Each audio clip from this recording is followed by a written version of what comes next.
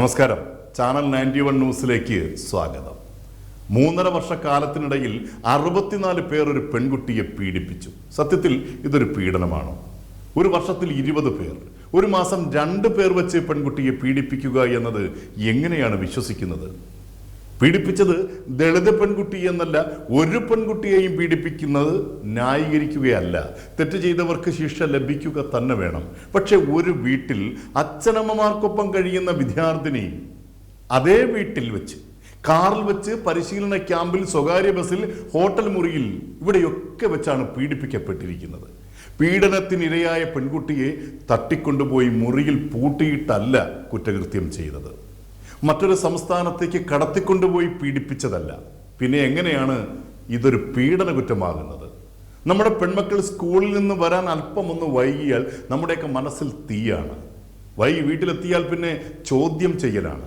10 minute സുഹൃത്തിൻ്റെ വീട്ടിൽ ചെലവിട്ട സത്യം പറഞ്ഞാൽ പോലും ശകാരമാണ്.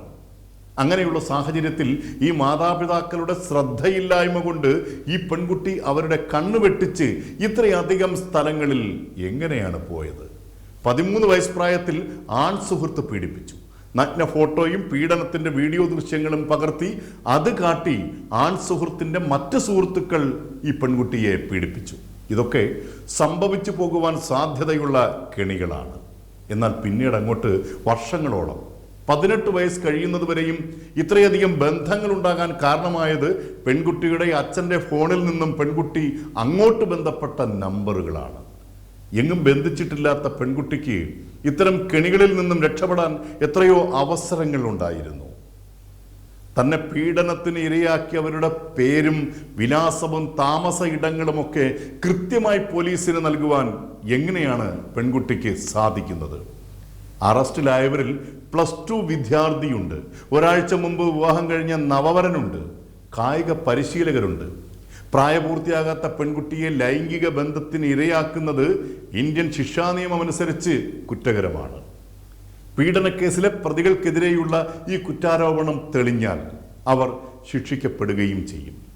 സ്വന്തം അച്ഛൻ്റെ ഫോണിൽ നിന്നും നിരവധി പേരുമായി പെൺകുട്ടി സംസാരിച്ച് ബന്ധങ്ങളുണ്ടാക്കി എന്നതിനർത്ഥം പീഡനത്തിനുമപ്പുറം ലൈംഗിക ബന്ധത്തിന് പറ്റിയ സാഹചര്യങ്ങളുണ്ടാക്കി എന്ന് തന്നെയല്ലേ? 18 വയസ്സ് തികഞ്ഞിട്ടില്ല എന്നതാണ് ഇവിടെ നിയമപരമായ കുറ്റം. 18 വയസ്സ് കഴിഞ്ഞ സ്ത്രീക്കും പുരുഷനും ഇഷ്ടത്തോടെ പരസ്പരം ലൈംഗിക ബന്ധത്തിൽ ഏർപ്പെടുന്നത് കുറ്റമല്ലാത്ത നാടാണ് നമ്മുടേത്.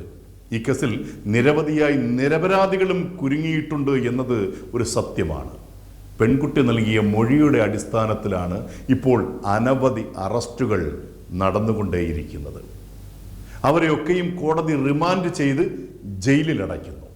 കേസന്വേഷണത്തിൻ്റെ സത്യാവസ്ഥ പുറത്തു വരുമ്പോൾ ഇവരിൽ ചിലരെങ്കിലും നിരപരാധികളാണെന്ന് തെളിഞ്ഞാലും അവർ സമൂഹത്തിൽ കുറ്റക്കാരായി മാറിയില്ലേ?